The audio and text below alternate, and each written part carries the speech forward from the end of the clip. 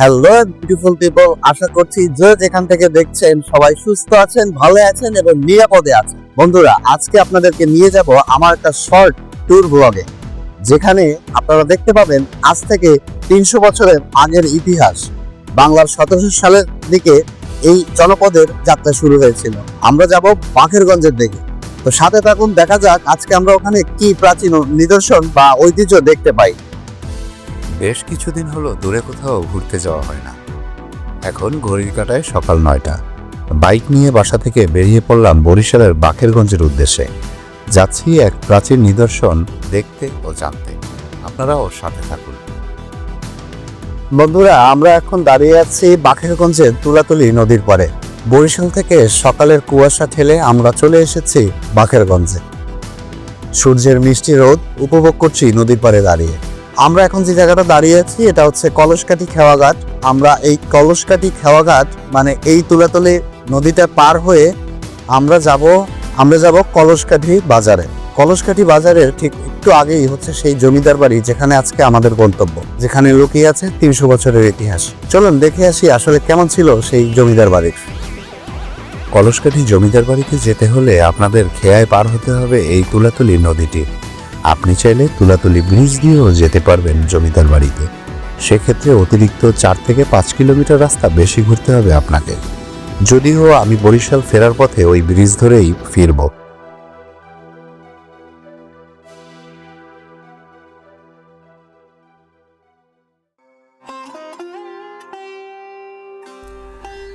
নদী পার হয়ে দেখতে দেখতে আমরা চলে আসলাম সেই ঐতিহাসিক 13 জমিদার বাড়ি বা কলসকাঠি জমিদার বাড়িতে। আমার এখানে আসার অনেক দিনের ইচ্ছেটা আজ পূরণ হলো। পুরো জায়গাটা কেমন যেন একটা গা ছমছম করা পরিবেশ, কেমন যেন নাকে ভেসে আসছে ঐতিহাসিক এক ঘ্রাণ। মনে হচ্ছিল আমি ফিরে গিয়েছি সেই 300 বছর আগে। এই জমিদার বাড়ির প্রতিটা ইটে লেখা আছে অনেক না বলা গল্প। বন্ধুরা, এখানে যখন এসেই পড়েছি, আসুন একটু জেনে নেওয়া যাক এই জমিদার বাড়ির ইতিহাস সম্পর্কে। আমি একটু বিশদ জানার চেষ্টা করেছি বিভিন্ন নির্ভরযোগ্য নথি থেকে, সেটাই আপনাদের সাথে তুলে ধরছি। সময়ের বিবর্তনে জমিদারি প্রথা বিলুপ্ত হলেও তারই স্মৃতি বহন করে চলছে এই প্রাচীন নগরী। বস্তুতপক্ষে কলসকাঠির ইতিহাস একটা জমিদারি ইতিহাস। 1700 সালের গোড়ার দিকে জমিদার জানকী বল্লভ রায়চৌধুরী এই কলসকাঠি স্থাপন করেন। প্রায় 3 দশক আগে এই কলসকাঠির জমিদার বাড়ি প্রতিষ্ঠিত হয়। এই জমিদার বাড়ির প্রতিষ্ঠাতা জানকী বল্লভ রায়চৌধুরী, তিনি ছিলেন জমিদার রামাকান্তের পুত্র। আর এই রামাকান্ত ছিলেন গারুড়িয়ার জমিদার। জানকী বল্লভ রায়চৌধুরীরা ছিলেন 2 ভাই। তিনি ছিলেন ছোট আর বড় ভাই ছিলেন রামবল্লভ। বড় ভাই ছোট ভাইকে হত্যার পরিকল্পনা করতে থাকেন। মূলত এই জমিদারির জন্যই এই হত্যার পরিকল্পনা হয়।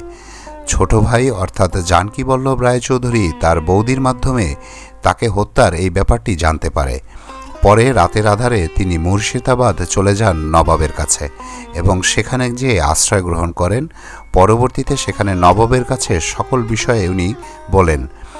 তখন মুর্শিদাবাদের নবাব তাকে আরঙ্গপুর পরগনার জমিদার হিসেবে নিযুক্ত করেন। জমিদারি পেয়ে তিনি এই কলসকাঠিতে এসে বসতি স্থাপন করেন। আর এভাবেই কলসকাঠিতে এই জমিদার বাড়িটি প্রতিষ্ঠিত হয়।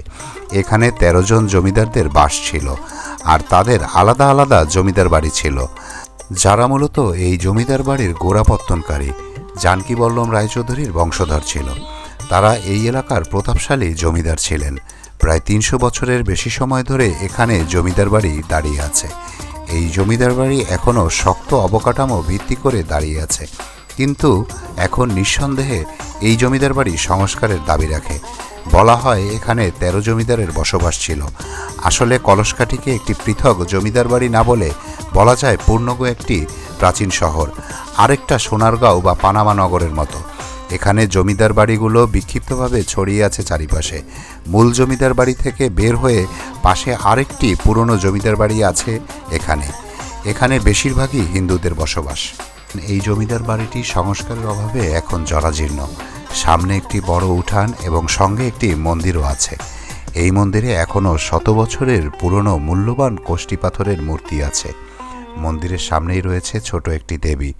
পুজোর সময় এখানে দেবীকে উৎসর্গ করে প্রাণী বলি দেওয়া হয়। এখানে প্রতি বছর নভেম্বর ডিসেম্বর মাসে উদযাপিত হয় ঐতিহ্যবাহী জগদ্ধাত্রী পুজো। এখান দিয়ে 3 তলায় ওঠার একটা সিঁড়ি আছে। যদিও কালের পরিক্রমায় মাটির আস্তরণে সিঁড়ির ঘরটি হারিয়ে গেছে, তারপরেও ছোট একটা জায়গা আছে, সেখান থেকে আমরা ছাদে ওঠার চেষ্টা করব, দেখব সেই পুরোনো দিনের স্থাপত্যের শৈলীগুলো কেমন ছিল।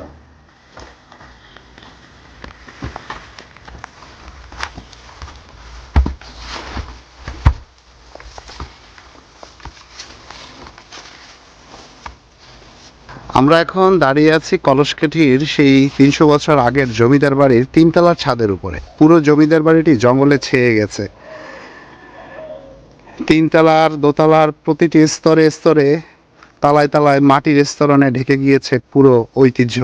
আমরা আবার নিচের দিকে নামছি এই রাস্তা ধারেই। দেখুন কত সুন্দরভাবে সিঁড়ি তৈরি করা ছিল সেই 300 বছর আগে। আসলে একটা সময় কালের পরিক্রমায় আমরা সবাই হারিয়ে যাব, এইটাই তার বাস্তব প্রমাণ যে চিরকাল আমরা কেউই এই ধরতিতে, এই ধরনীতে থাকতে পারবো না। একটা সময় এখানে ছিল কত জৌলস, কত ঐতিহ্য, ছিল ক্ষমতার ব্যবহার। সেই বৈভিত্য থেকে এখন এটা পুরো একটি ধ্বংস অবশেষ বাড়ি, যা কালের পরিক্রমায় আস্তে আস্তে বিলীন হয়ে যাবে। কি পরিমাণ জঙ্গল হয়েছে, 300 বছর ধরে এইভাবেই দাঁড়িয়ে আছে, কালে কালে ক্ষয়ে যাচ্ছে প্রতিটি দেয়ালের স্তর, ইট। আমরা এখন অবস্থান করছি হচ্ছে এই কলসকাঠি জমিদার বাড়ির 2য় তলায়। কত সুন্দর ছিল রুমগুলো এখানে। যদিও ছাদটি এখন নেই, ভেঙে গিয়েছে। এই প্রতিটি ইটে এক একটা ইতিহাস অধ্যায় লেখা আছে। আমরা আরেকটু এক্সপ্লোর করব যে আসলে এখানে আর কি কি আছে। এখানে অনেক রুম, কোটর দেখতে পাচ্ছি। ও আচ্ছা, এইখানে একটা সিঁড়ির ঘর আছে, এটা দিয়েও 3 তলার ছাদে ওঠা যায়। আমরা দেখেন একটু চারিপাশটা ঘুরিয়ে দেখাই আপনাদেরকে। আসলে আমরা অনেক ঐতিহ্য, ইতিহাস সম্পর্কে জানি না। 100 বছরের পুরনো একটি গাছ এই জরাজীর্ণ বিল্ডিংয়ের উপরে ভর করে দাঁড়িয়ে আছে। আর এই বিল্ডিং, পুরনো জরাজীর্ণ বিল্ডিংটি তার ভর বহন করে চলছে কালের পর কাল।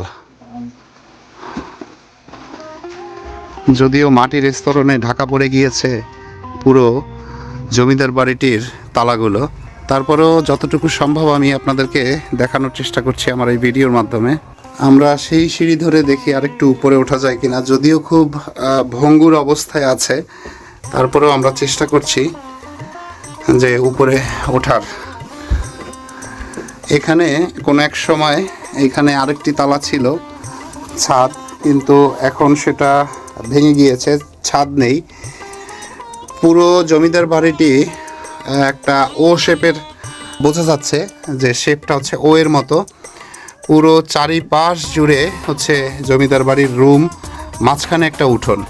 এই যদি আমরা দেখতে পাই এখান থেকে, তাহলে এই যে হচ্ছে উঠোনটা, খুবই নড়বড় এবং ভঙ্গুর অবস্থা জায়গাটার।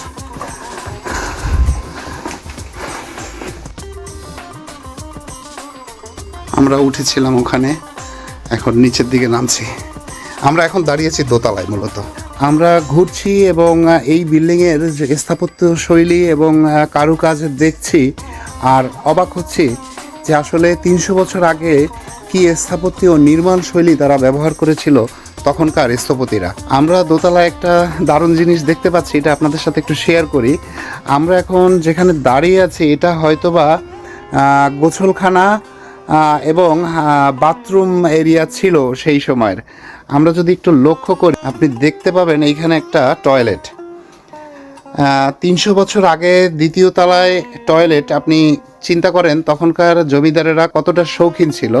এবং এই পাশের যে এরিয়াটা, এইটা মনে হয় গোসলখানা বা এইরকম কিছু একটা ছিল। এই জায়গাটা পুরোটাই হচ্ছে বাথরুম এবং গোসলখানা আর একটা জায়গা ছিল জমিদারের। আমি যতই ঘুরছি এই জমিদার বাড়ির মধ্যে, ততই অবাক হচ্ছি এর স্থাপত্য এবং নির্মাণ শৈলী দেখে। এই জমিদার বাড়ির মধ্যে যে রুমগুলো আছে আমি চেষ্টা করছিলাম যে সবগুলো এক্সপ্লোর করার, আসলে সব জায়গায় যাওয়া সম্ভব হচ্ছে না, কারণ অনেক জায়গায় মাটির স্তরণ পড়ে গিয়েছে, ওয়াল ভেঙে গিয়েছে। একটা রুম, এইখানের রুমটা একটু ওয়াল ভাঙা। আমি একটু উকি দিয়ে দেখার চেষ্টা করি যে আসলে এই পাশের রুমটা কি ছিল। আচ্ছা, এই পাশে যেটা আমরা দেখতে পাচ্ছি, ওই পাশে যদিও আরেকটা বিল্ডিং আছে, এখান থেকে ওইটা ইন্টারকানেক্টেড ছিল উপর থেকে, সেটাও ভেঙে গিয়েছে। এটা মেবি হচ্ছে আরেকটা সিঁড়ির ঘর, যেটা বুঝতে পারলাম। আমরা এখন নিচে নামবো। আপনাদের যদি একটু দেখাই, ওই পাশে আরেকটা স্থাপনা দেখা যাচ্ছে।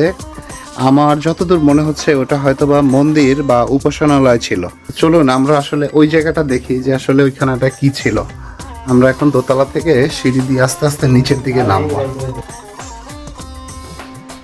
আমরা এখন চলে আসলাম নিচে, জমিদার বাড়ির ঠিক মাঝামাঝি জায়গাটায় আমরা দাঁড়িয়ে আছি।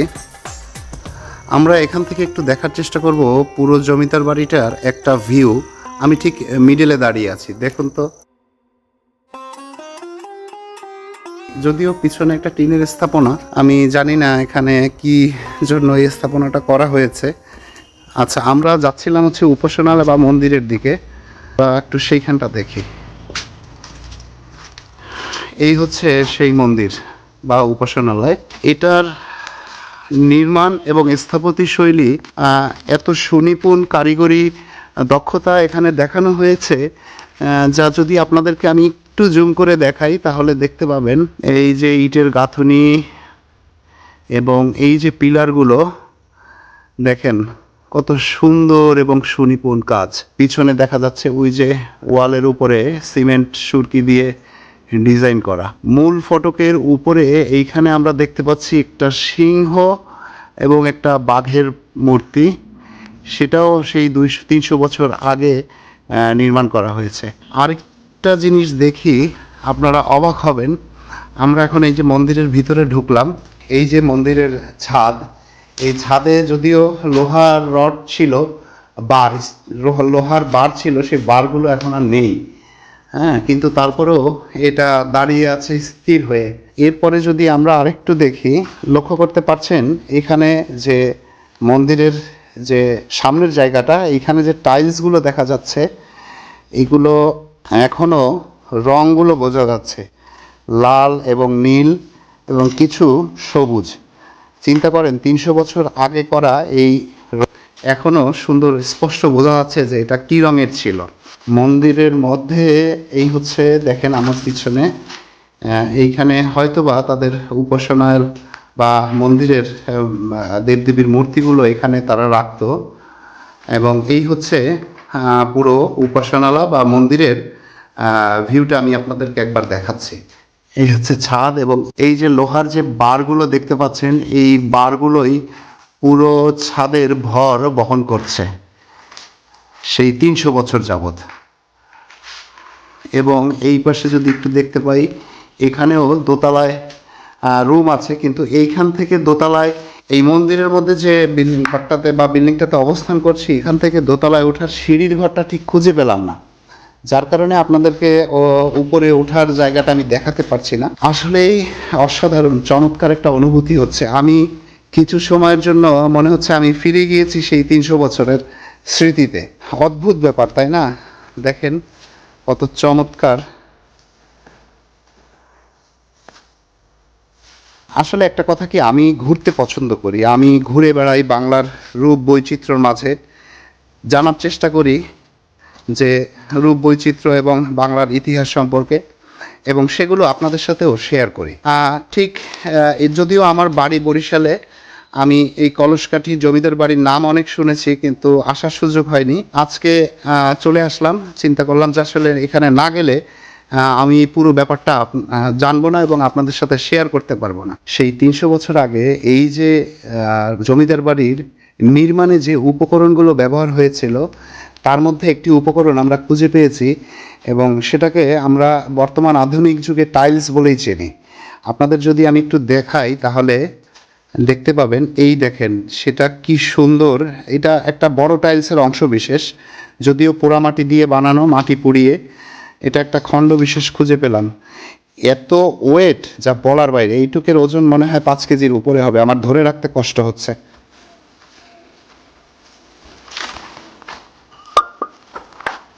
আসলে এই ইতিহাস ঐতিহ্যগুলো ওয়ার্ল্ড হেরিটেজের আন্ডারে আনা উচিত এবং এইগুলোকে সংরক্ষণ করা উচিত, যাতে ভবিষ্যৎ প্রজন্ম জানতে পারে যে আসলে এইগুলোর ইতিহাস ঐতিহ্য কী ছিল। যারা এগুলো নিয়ে কাজ করেন, যারা ঐতিহাসিক স্থাপনা রক্ষার বিষয়ে যারা এগুলো নিয়ে কাজ করেন, তাদের দৃষ্টি আকর্ষণ করছি, আপনারা হয়তো বা এটা নিয়ে কাজ করতে পারেন। এটা এখনও যে অবস্থায় আছে পুনর্নির্মাণ করে সেটাকে রক্ষণাবেক্ষণ করা যেতে পারে। আমরা এখন দাঁড়িয়ে আছি কলসকাঠি সেই জমিদার বাড়ির দিঘির পাড়ে। এই হচ্ছে সেই দিঘিটা, একবার দেখুন কত বিশাল এই দিঘিটা ছিল। যদিও শীতের কারণে এখন পানি নেই, বর্ষাকালে এখানে অথই পানি থাকে। ঘাটলা জমিদার বাড়ির, এটাও সেই 300 বছর পুরনো, যদিও এটা কিছুটা অক্ষত অবস্থায় আছে ওই জরাজীর্ণ বাড়ির তুলনায়, যদিও শুকিয়ে গেছে এখন। এইখানে যদি একটু দেখি তাহলে সরিষার কিছু ফুল দেখা যাচ্ছে, আর অধিকাংশ পানি শুকিয়ে গেছে, মানুষ এখান থেকে মাটি কেটে নিয়ে যায়। এখন হচ্ছে দুপুর প্রায় 2টা-2:30টার মতো বাজে। আমরা এই নির্জন শুনশান জমিদার বাড়িতে দাঁড়িয়ে আছি এবং এই যে পিছনে প্রচুর গাছ, প্রচুর পরিমাণ পাখির ডাক আমরা শুনতে পাচ্ছি। তো এখন এখান থেকে বিদায় নেওয়ার পালা। আমি চেষ্টা করেছি অল্প সময়ের মধ্যে আপনাদেরকে এই কলসকাঠি জমিদার বাড়ির ইতিহাসটা তুলে ধরার, ঘুরে ঘুরে চেষ্টা করি আপনাদের সাথে এই প্রাণ প্রকৃতি ঐতিহ্য ইতিহাস তুলে ধরার। জানি না কতটুকু পারি এবং কতটুকু আপনারা তা পছন্দ করেন। যদি আমার ভিডিওগুলো বা আমার কন্টেন্টগুলো আপনাদের ভালো লেগে থাকে তাহলে অবশ্যই সেটা আমার কমেন্ট বক্সে জানাবেন। লাইক, ফলো, সাবস্ক্রাইব করে পাশে থাকবেন। সময় গড়িয়ে এখন ঘড়ির কাঁটায় 3:30 বাজে। বিকেল হতে চলছে, আমাদেরও ফিরতে হবে বাসার দিকে। আজকের মতো এই পর্বের এখানেই সমাপ্তি। বন্ধুরা, আমি চেষ্টা করি আপনাদের জন্য বিভিন্ন ধরনের ঐতিহ্য, প্রাণ প্রকৃতি এবং সবুজ বাংলা নিয়ে কন্টেন্ট তৈরি করার। আমার ভিডিও যদি আপনাদের ভালো লাগে তাহলে অবশ্যই লাইক, ফলো, সাবস্ক্রাইব করে পাশে থাকবেন। অবশ্যই শেয়ার করবেন। যদি কোনো জায়গায় ভুল ত্রুটি হয়ে থাকে সেগুলো কমেন্টের মাধ্যমে জানাবেন। আবার আপনাদের সাথে দেখা হবে নতুন কোনো জায়গায় বা পুরনো কোনো পথের মোড়ে। ততক্ষণ পর্যন্ত সবাই ভালো থাকবেন। আল্লাহ হাফেজ।